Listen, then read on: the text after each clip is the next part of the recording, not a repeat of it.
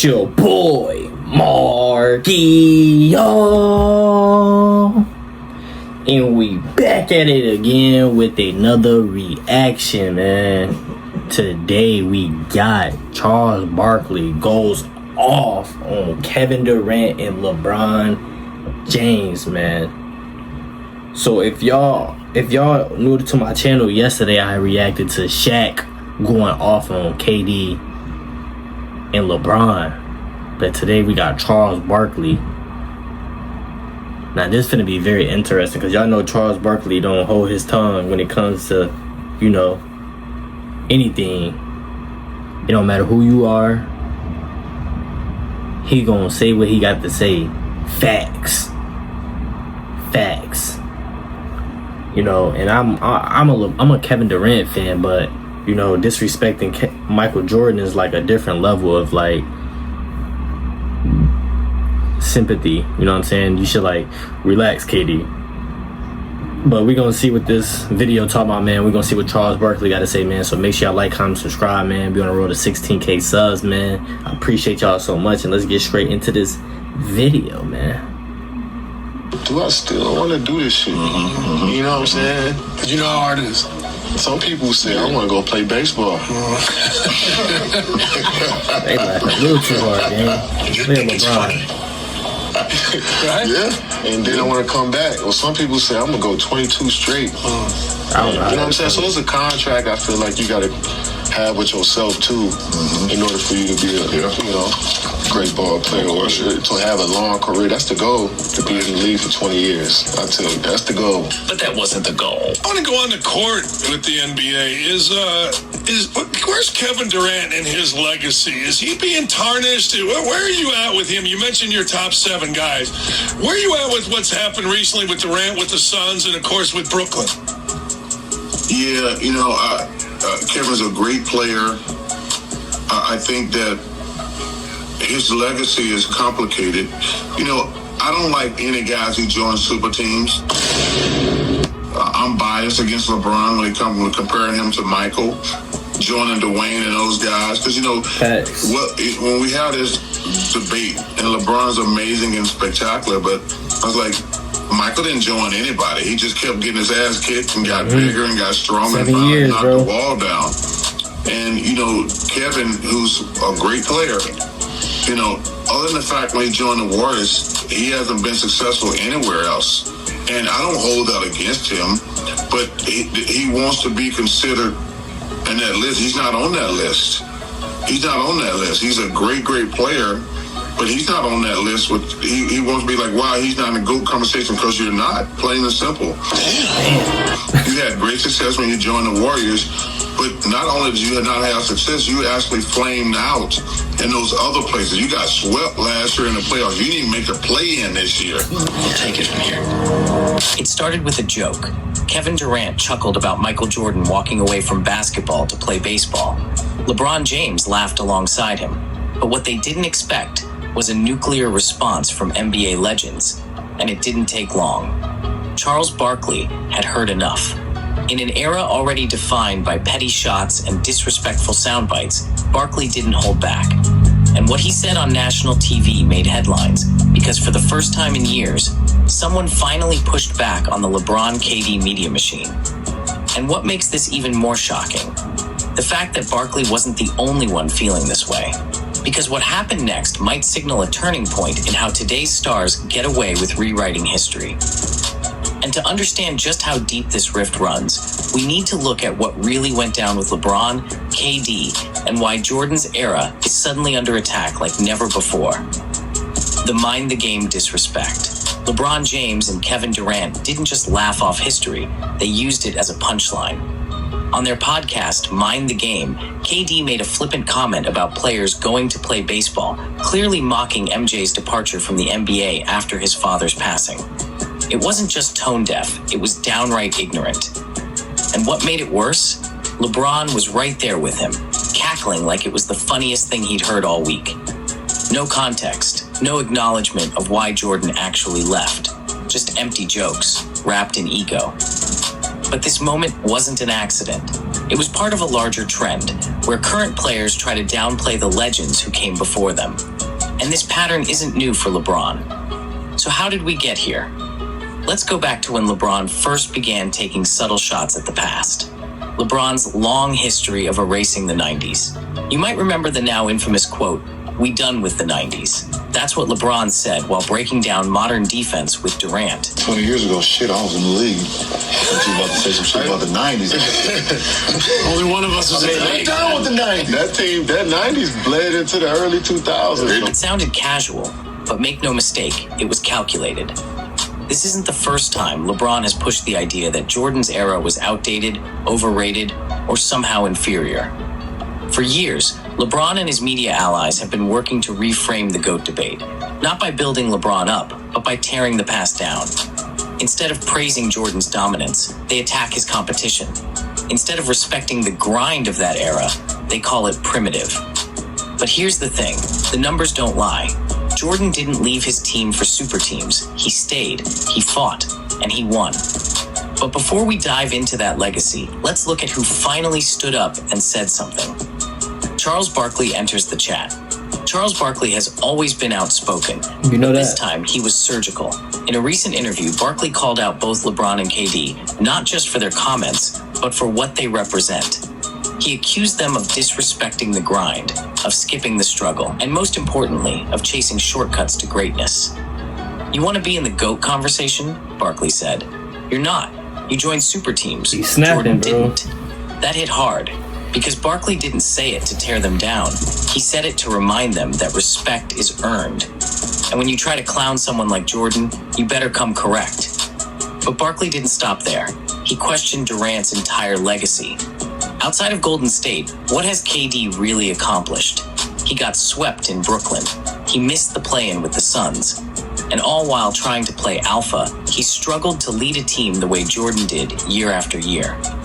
And this leads to a question we have to ask.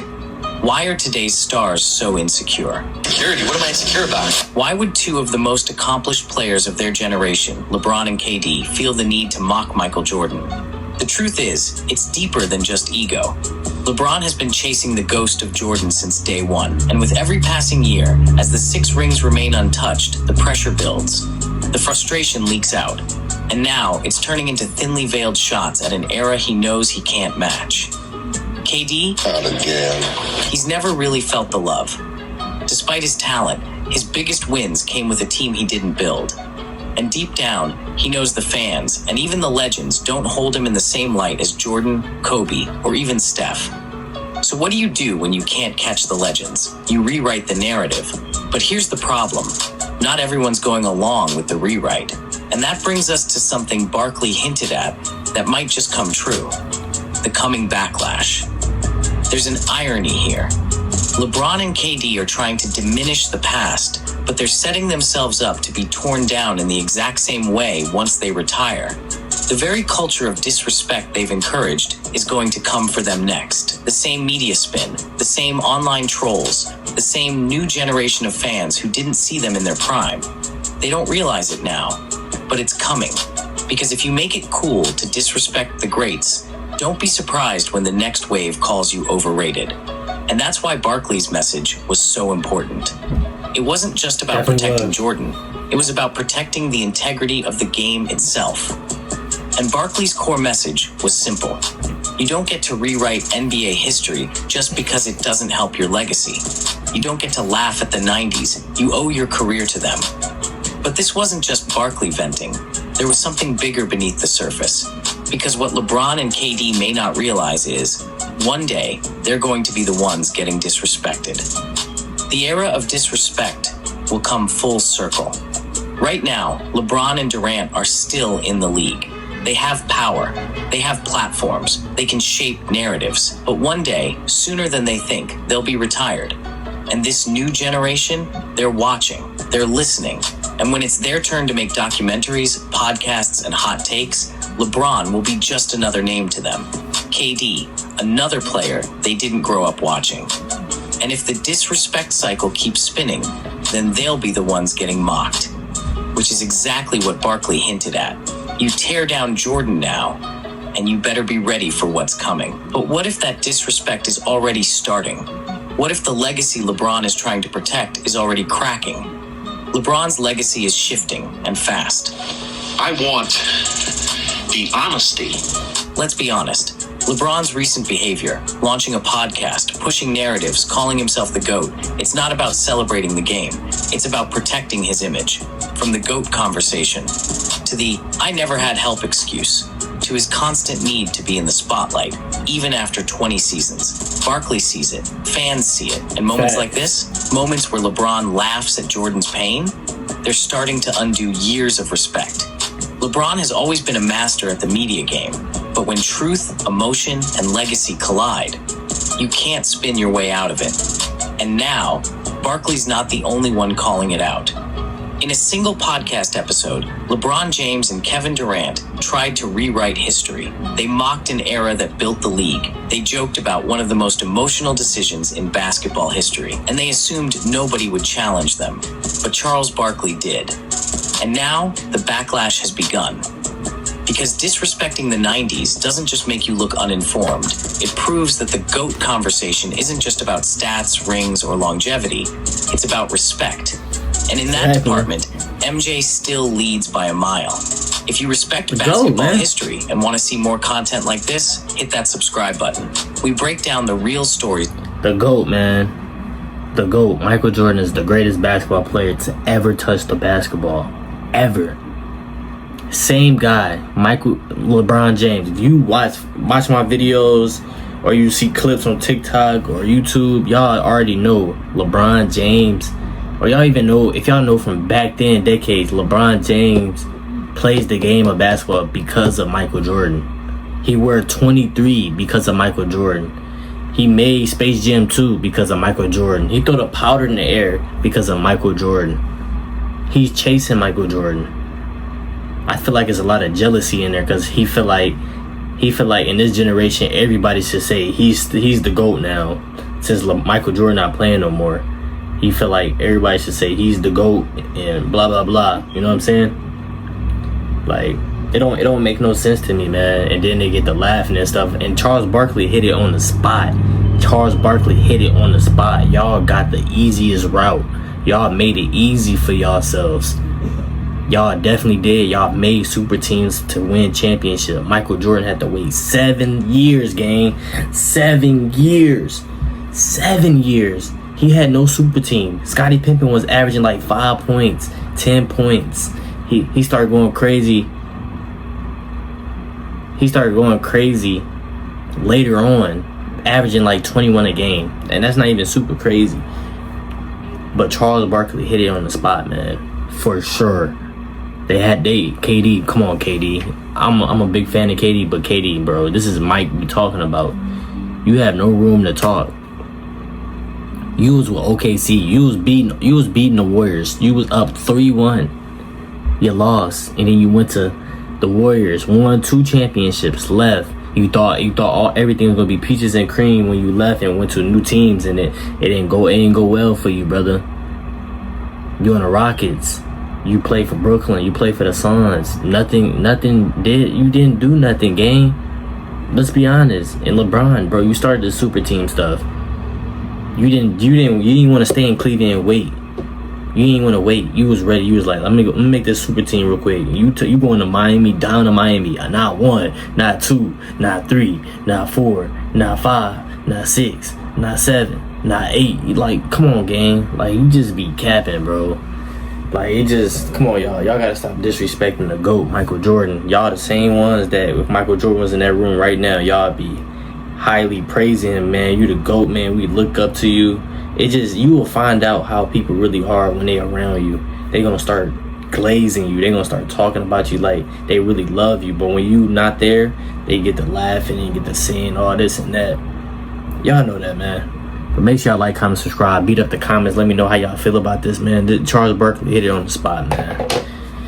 Lead ain't the same no more. And lastly, I'm going to keep repeating this. Bro, in 1998, that was the most viewed game of all time. Chicago Bulls versus the Utah Jazz. The second behind that is 1993 versus Charles Barkley. Chicago Bulls versus Charles Barkley. So you can, bro, the game is not the same no more.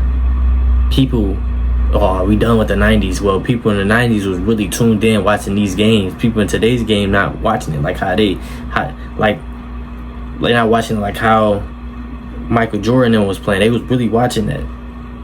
For real. I'm gonna see y'all in the next video. Bye.